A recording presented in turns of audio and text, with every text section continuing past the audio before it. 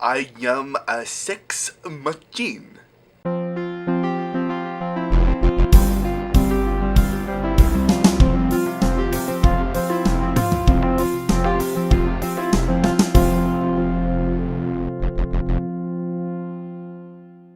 How you guys doing today? My name is Ryan, and this is Down to Business Reviews. This week for Movie Club, we watched Can't Hardly Wait, directed by Harry Elfont and Deborah Kaplan, and starring Jennifer Love Hewitt, Ethan Embry, Seth Green, Lauren Ambrose, and Charlie Korsmo.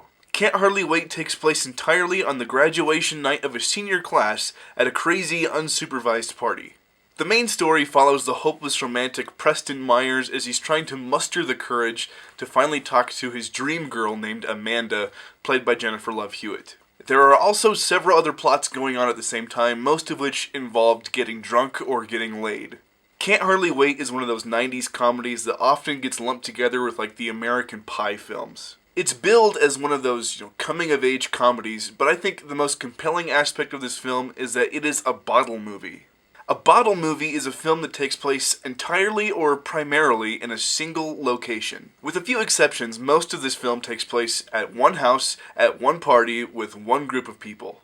Because of this, the thing that drives along the story is almost entirely character development, and each character has one single goal.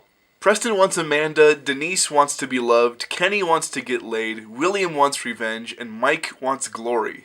The film follows each of these characters through to their end over the course of one night, and that aspect of this film is pretty interesting. It is a 90s comedy though, so the depth only goes so far. The best parts of the film are the comedic performances, especially Seth Green as Kenny, who plays this ridiculous caricature of a white kid trying to be gangster, and Charlie Korsmo as William, who's the nerd who's out for revenge against the jocks, who ends up getting drunk and becoming kind of the life of the party.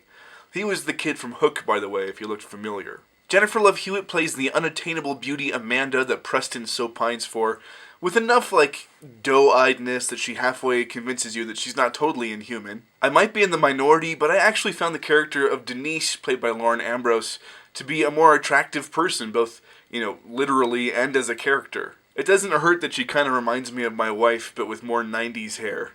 Strawberry blondes, what can I say?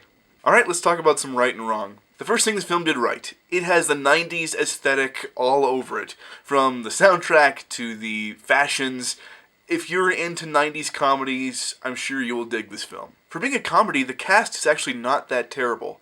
The big surprise for me was Charlie Korsmo, who I mentioned before was the kid from Hook. He did a lot of the comedic heavy lifting for the film, and it was kind of surprising and bittersweet to see him, because this was his last film after Hook, and he never acted again. I really would like to have seen, what he could have done if he kept acting. I guess we'll just never know. There are a lot of small roles played by actors that would go on to become very recognizable. Of course, you have Jason Segel as the stoner, Donald Faison, who was already pretty popular by that point, but he would go on to be Turk in Scrubs. Jamie Presley, who always plays, the blonde girl with, a southern accent sometimes. She was in My Name is Earl. And funny enough, Chris Owen, who plays the klepto kid, who was also in American Pie. So there's another connecting thread of 90s comedy. But what did Can't Hardly Wait do wrong? My big gripe with this film is that I don't buy the premise, not 100%. Not the premise that they're having, a party. Obviously, that's possible. The premise I don't buy is pretty much the entire, love story scenario. Preston has spent 4 years just pining away after Amanda, and he waits until this night, the last night of high school, the day before he's leaving, to finally talk to her. And for a while in the movie, he fails, and I was kind of okay with that. I wanted that to continue. I didn't want the hero to get the girl, because honestly, he doesn't deserve her. It would have been more realistic. He shouldn't have gotten the girl because he didn't work for it at all. What ultimately brings them together, and I'm going to spoil it because it's 15 years old, is fate. The universe makes it happen by making the letter, find Amanda. For whatever reason, Amanda just decides to fulfill this kid's dream because, she read a letter in which he wrote some mushy things about how she's a special snowflake? Today, we call that stalking.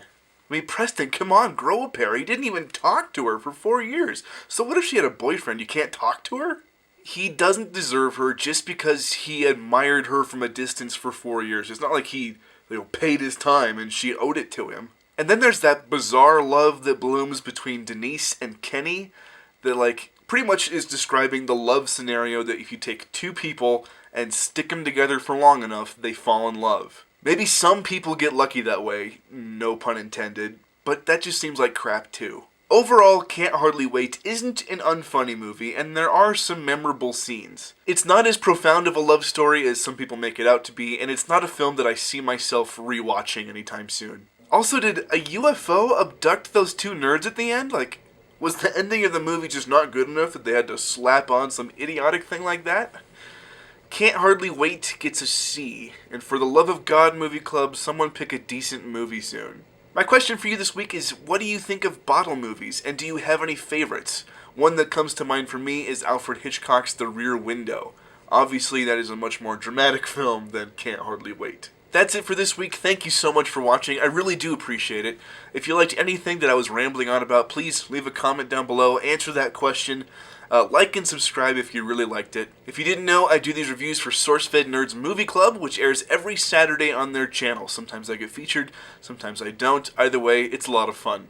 Be sure to check out that show when it airs, and also search the hashtag SFMCWait to see all the other reviews of the movie clubbers for this film. That said, make sure you follow me on Twitter, check out my Facebook page for the latest updates, check out my other reviews, and I will see you guys next time. Have a good one.